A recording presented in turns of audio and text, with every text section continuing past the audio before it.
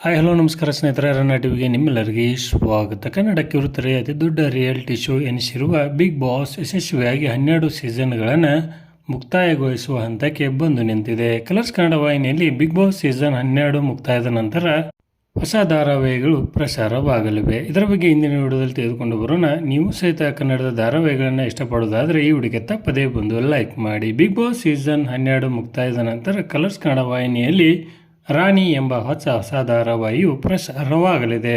ರಾಣಿ ಧಾರಾವಾಹಿಯನ್ನು ಸ್ವಪ್ನ ಕೃಷ್ಣ ಅವರು ನಿರ್ದೇಶನ ಮತ್ತು ನಿರ್ಮಾಣವನ್ನು ಮಾಡುತ್ತಿದ್ದಾರೆ. ಅದೇ ರೀತಿಯಾಗಿ ಗೌರಿ ಕಲ್ಯಾಣ ಎಂಬ ಹೊಸ ಧಾರಾವಾಹಿ ಸಹಿತ ಕಲರ್ಸ್ ಕನ್ನಡ ವಾಹಿನಿಯಲ್ಲಿ ಬರಲಿದೆ. ಈಗಾಗಲೇ ಪ್ರೊಮೋ ಮುಖಾಂತರ ಸಾಕಷ್ಟು ನಿರೀಕ್ಷೆಯನ್ನು ಉಂಟು ಮಾಡಿರುವ ಈ ಎರಡು ಧಾರಾವಾಹಿಗಳು ಬಿಗ್ ಬಾಸ್ ಸೀಸನ್ 12ರ ನಂತರ ಕಲರ್ಸ್ ಕನ್ನಡ ವಾಹಿನಿಯಲ್ಲಿ ಪ್ರಸಾರವಾಗಲಿವೆ. ಅದೇ ರೀತಿಯಾಗಿ ಪವಿತ್ರ ಬಂಧನ ಎಂಬ ಹೊಸ ಧಾರಾವಾಹಿ ಸಹಿತ ಅತಿ ಶೀಘ್ರದಲ್ಲಿಯೇ ಕಲರ್ಸ್ ಕನ್ನಡ ವಾಹಿನಿಯಲ್ಲಿ ಪ್ರಸಾರಗೊಳ್ಳಲಿದೆ. ನೀವು ಯಾವ ಧಾರಾವಾಹಿಯನ್ನು ನೋಡಲು ಕಾಯುತ್ತಿದ್ದೀರಿ ಎಂಬುದನ್ನು ಕಮೆಂಟ್ ಬಾಕ್ಸಲ್ಲಿ ತಿಳಿಸಿ. ಧನ್ಯವಾದಗಳು. ನಮಸ್ಕಾರ.